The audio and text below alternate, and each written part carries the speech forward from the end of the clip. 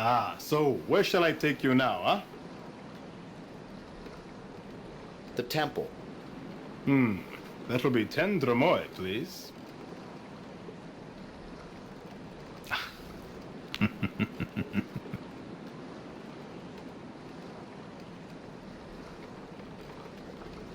Do not lose hope, huh? You are not alone. Many of the non-natives refuse to live as captives. They have formed an underground resistance group and are planning to escape the island. Last I heard, they were almost ready. They will probably contact you soon if they have not already. Hey, do not tell anyone what I have told you.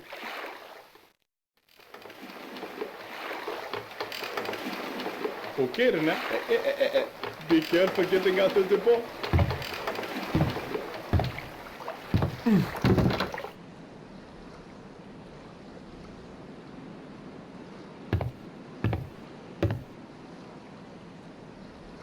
The double axe was the holiest symbol to the Minoans.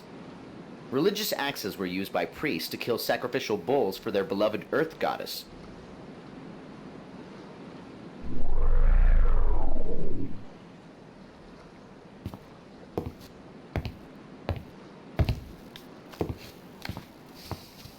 No second-class citizens in the temple.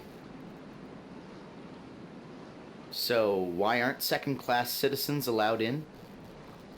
By decree of the Templars. Who is allowed into the temple? Only native Atlantean citizens making deliveries or possessing a gold temple medallion may enter. What kind of things get delivered to the temple? Anything the Templars have need of. Today, deliveries are expected from the olive oil and potter's shops.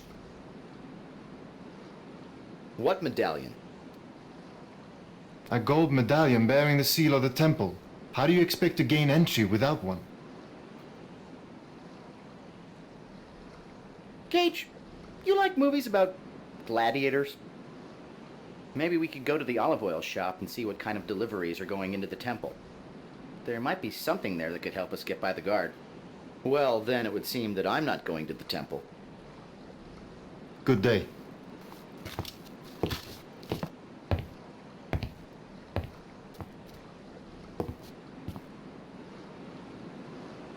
He barred you from entering because you were a second-class citizen. Sounds like the city has set up some sort of rigid caste system. Maybe you could imitate the guise of another person a few rungs higher on the social ladder and find a way around the lock guard.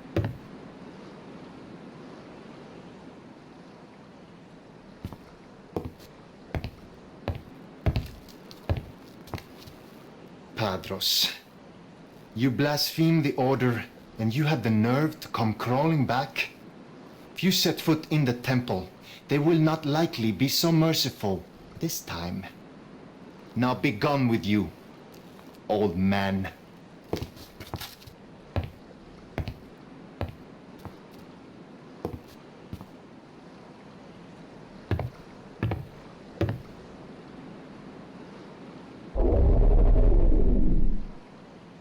Oh, so where are we off to this time? The olive oil vendor's shop. That'll be 10 dromoi.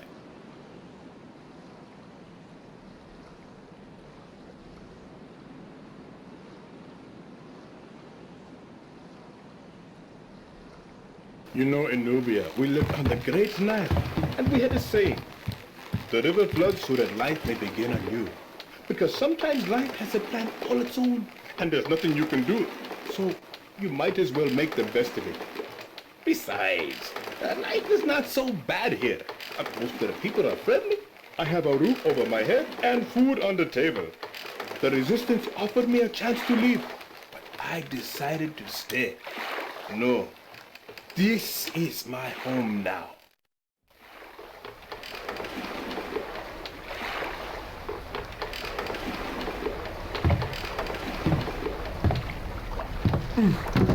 Here we are.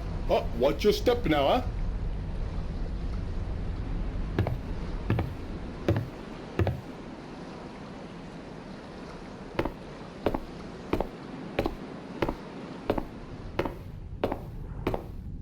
Minoan artists were renowned in their day for their unique skill. They rejected the notion of rigid geometry in their work, creating beautiful art pieces that emphasized natural scenes. Minoan women enjoyed many privileges that were not extended in other civilizations of this time period. Adult women of Minoa were known to be endowed with wealth, title, and huge tracts of land.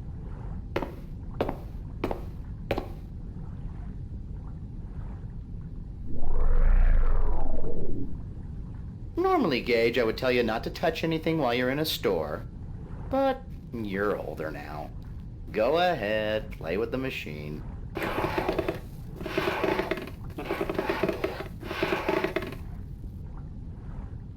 Yes, Mike, it's Amazing Discoveries, and this week we're showing you the amazing Play-Doh pasta press. It twists, it squeezes. Order now and you can make a spinach pasta, an artichoke pasta, or how about a nice linguine terracotta? The potter has a lot of clay. You know, I don't think he'd mind if you took a lump from his load.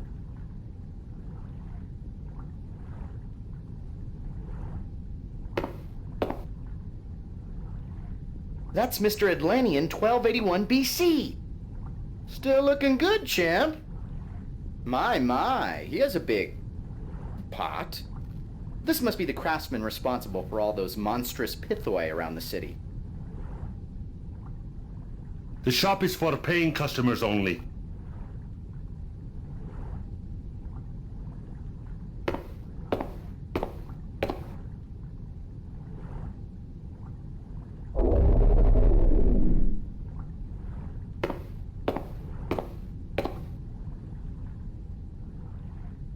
I'm sorry. I am much too busy for customers today. Perhaps if it is not a problem, you could come back in a couple of days? Why are you so busy? Oh, I have yet a dozen pots to fire before the Calas Calire celebration. Oh, it is unfair. Oh, the festival is finally here, and I am missing it because I have to make the wine amphore. Calos Calire? The final day of the festival? The great battle? Honestly, I am much too busy.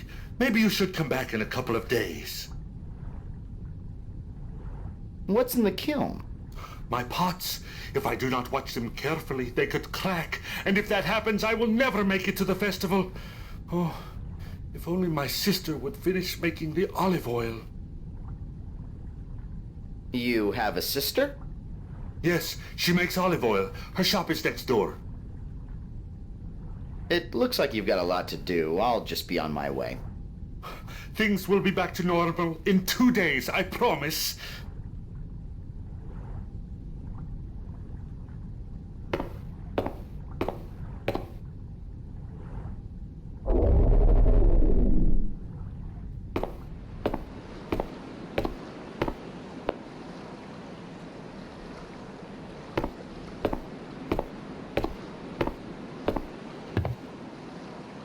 Those are black olives basking in the sun. Mediterranean cultures like the Minoans were able to cultivate the rocky fields to grow olive trees, creating a lucrative olive oil trade. From the amount here, I'd say that olives were one of the chief exports of Atlantis. Well, there's me olive oil. Looks like it's bottle your own here. You could scoop some olive oil into a container.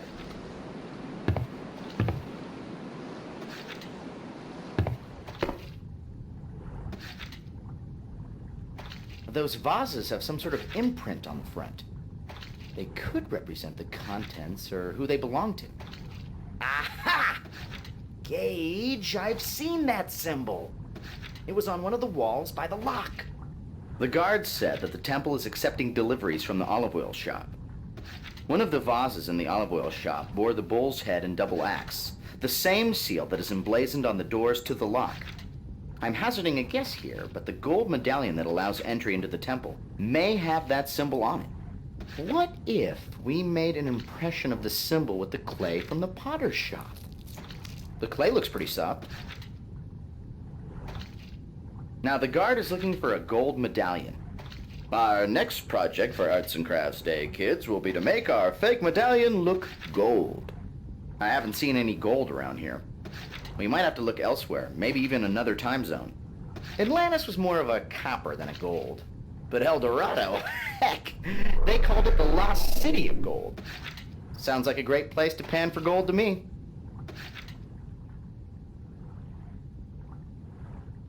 What are you doing here?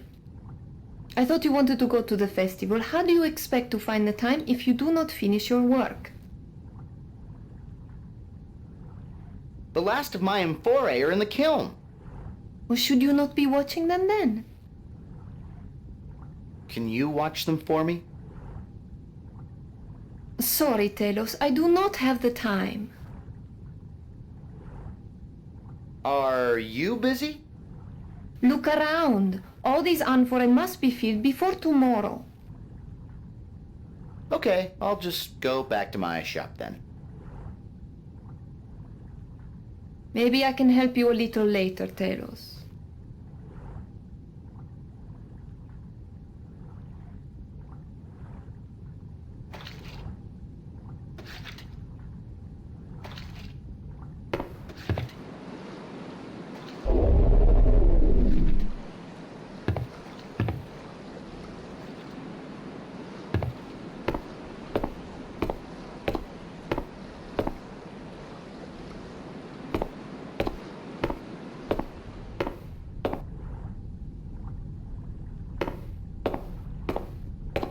Could just be me, but I'm having trouble seeing the family resemblance between the potter and the olive oil vendor.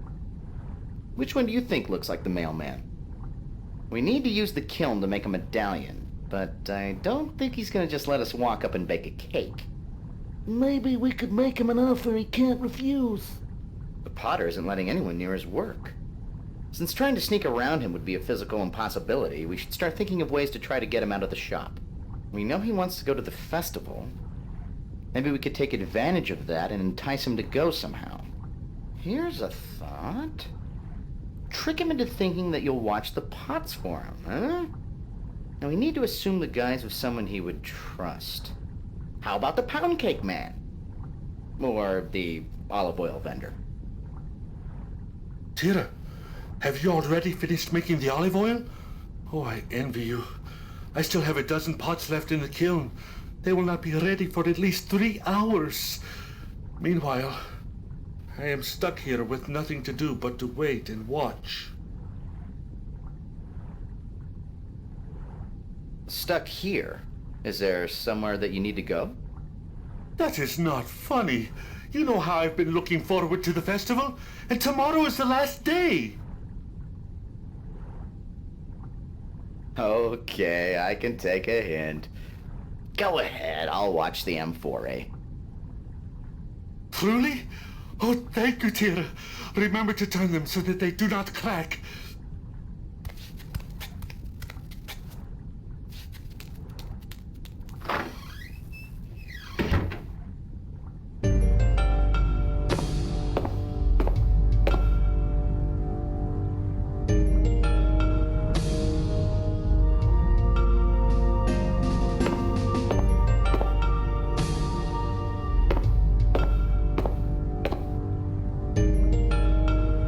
You might as well take the containers. You've stolen everything else. That oven looks interesting. Go poke your head inside and see if anything's cooking.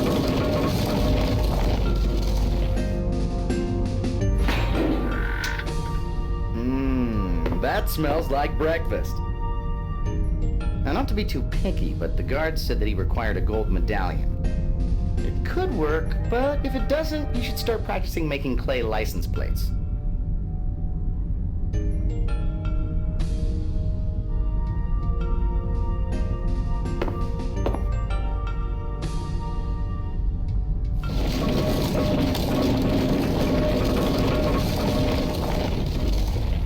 If I knew you were coming, I would bake a cake and learn to sing.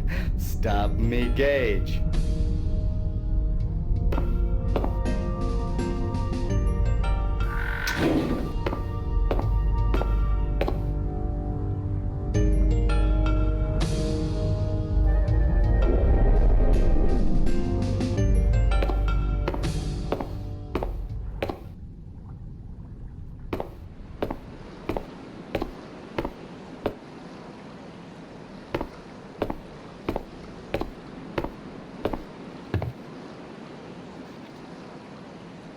What are you holding out for? Maple syrup? Use the pitcher.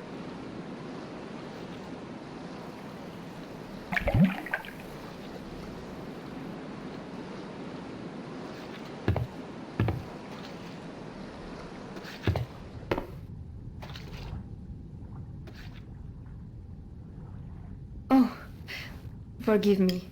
I wasn't expecting any customers today. I just assumed everybody would be at the festival or preparing for the Kalos Kalir. It is easy to forget that not everyone on the island shares our beliefs. So, what happens at the festival? The festival is a 5-day celebration ending with the Kalos Kalir. It only happens twice in a lifetime, so everybody participates. There is always much food and wine, beautiful music, dancing, and entertainment of all kinds. It's really quite a party. But still, the thought that we would be better served by a more reverent observance lingers in my mind. If you don't mind my asking, what is the Kalos Kalire? Well, I suppose I can tell you a little bit about the Great Battle. You see, it is our belief that the Earth Mother's children await to possess her healing powers as their birthright. Tomorrow, when she reveals the source of her powers, the Galeth, they will lock together in a battle of greed that could destroy themselves and their mother altogether. This battle is called the Kalos Kalir.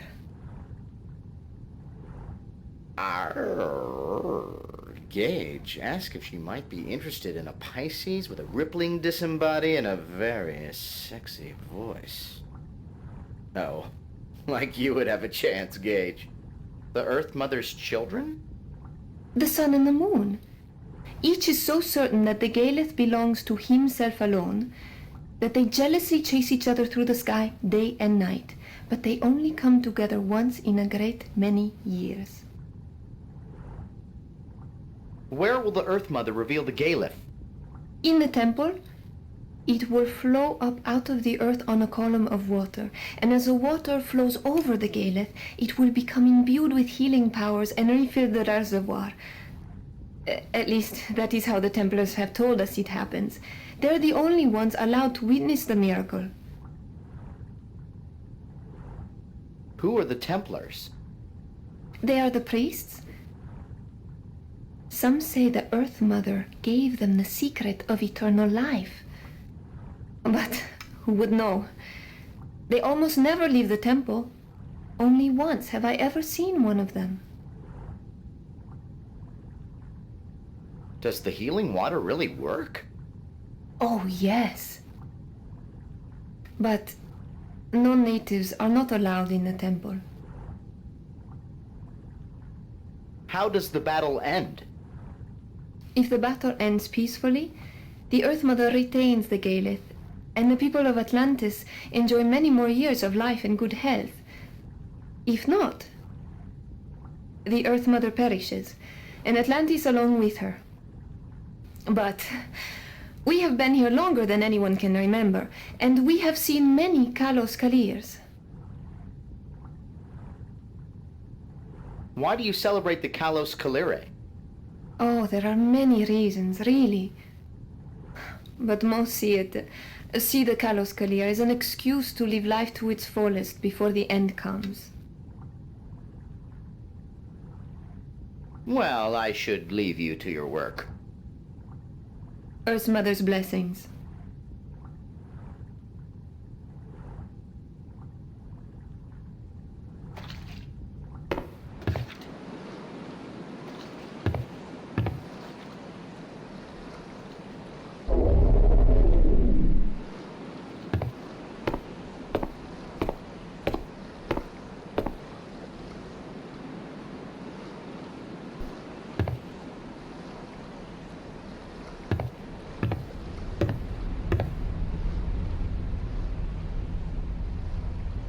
What is your destination, huh? The temple. I can take you there for 10 dromoi.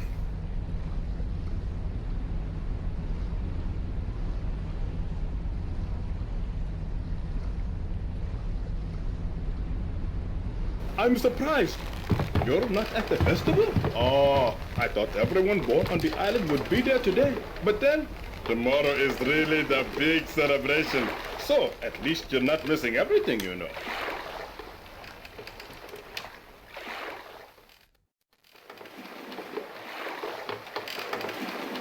Okay, this is it. Hey, have a good day now.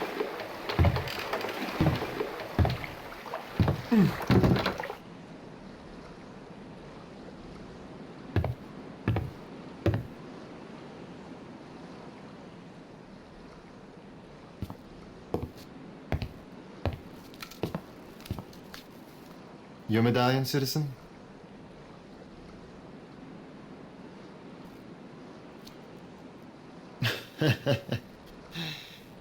This medallion is made out of clay. Do you take me for a fool? Tomorrow was not the Kalos Kalire. I would have you arrested for this sacrilege.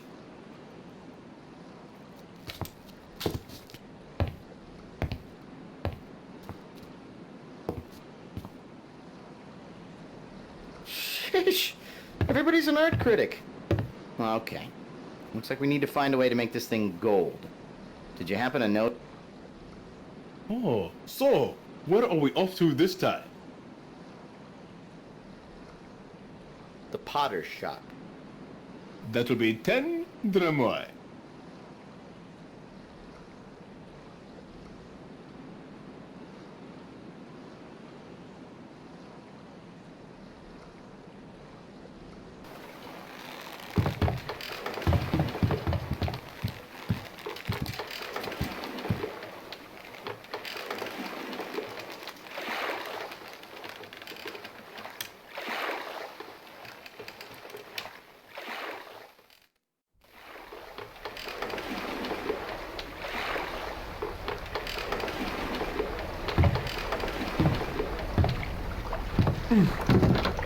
All right, we've arrived.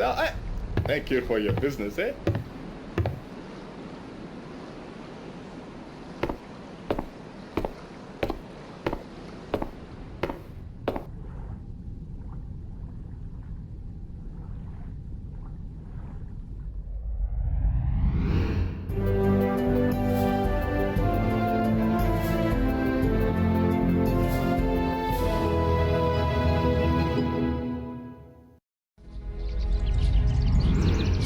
Agent 3 said this city was El Dorado, the fabled lost city of gold.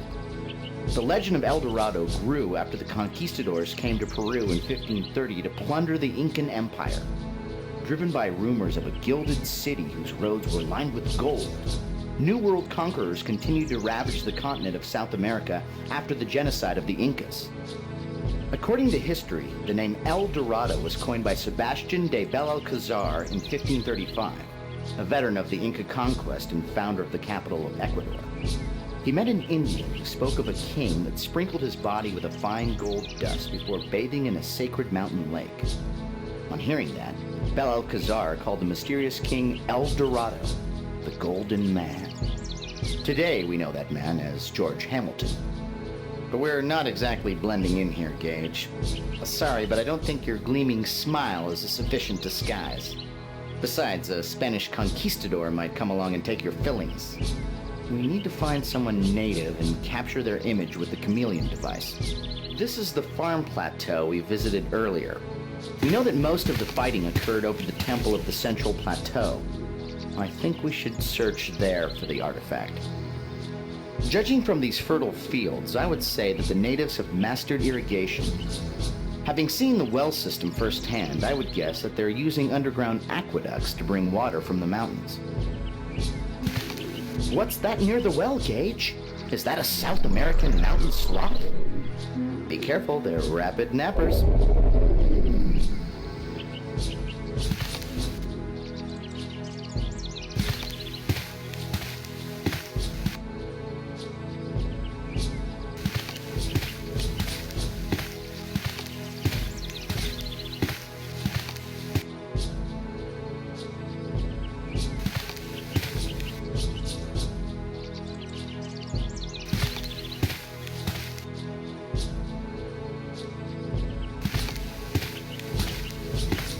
I think if I had a nose, I'd be holding it right now. We're in a stable of some sort. Some advice? Step gingerly while we're in here. Gage, I don't see this town on our map. Why don't you ask the nice man sharpening the large scythe for directions?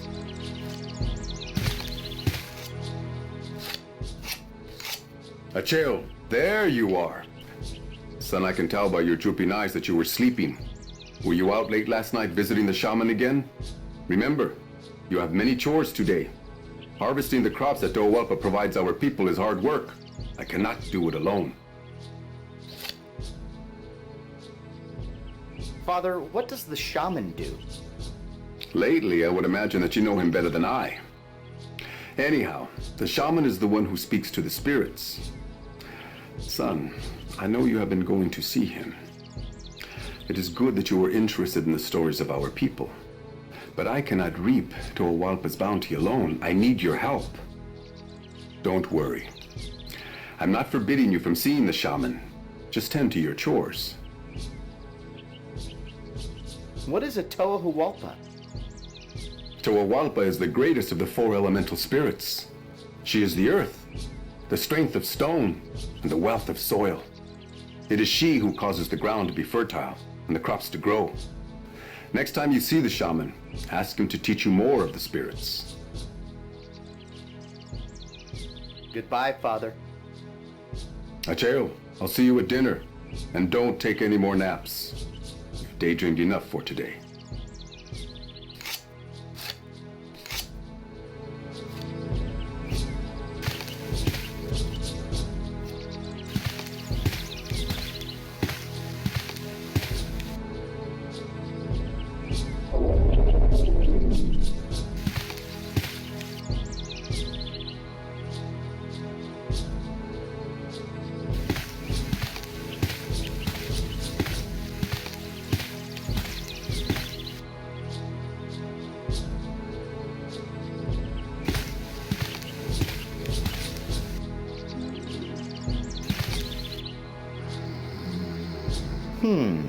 There's a sleeping boy over by the well. Go wake him up.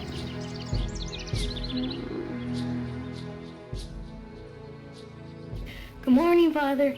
I was taking a short nap, but I'll be up and at those chores very, very soon. Why haven't you done your chores yet, young man? I couldn't sleep last night. I promise I'll do my chores, Father. Goodbye. Bye, Father. I'll have those chores done before dinner.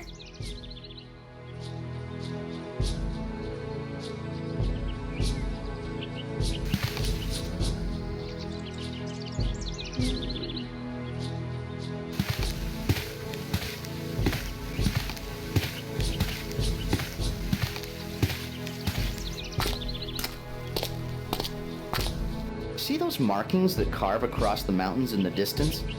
Those remind me of the lines left behind by the Nazca Indians of Peru.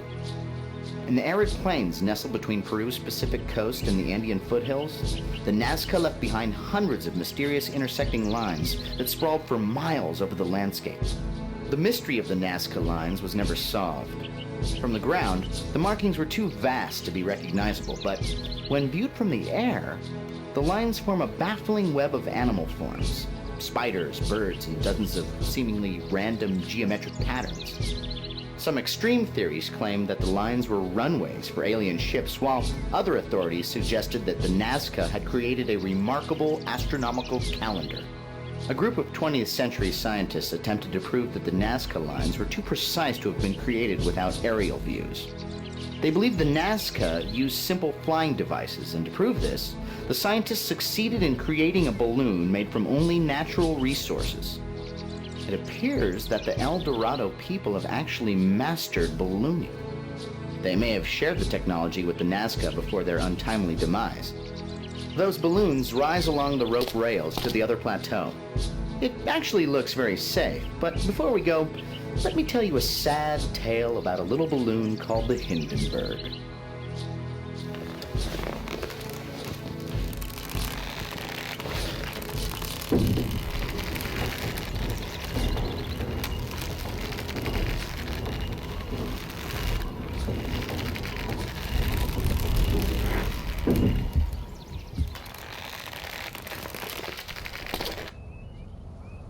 Greedy explorers continued searching for El Dorado right up to the end of the 18th century, cutting a bloody trail of atrocities through South America. However, none would find the lost city. Disease, dissension, native resistance, and malnutrition would eventually decimate even the most well-prepared expeditions. Gage, hold my purse. I'm going to take a picture.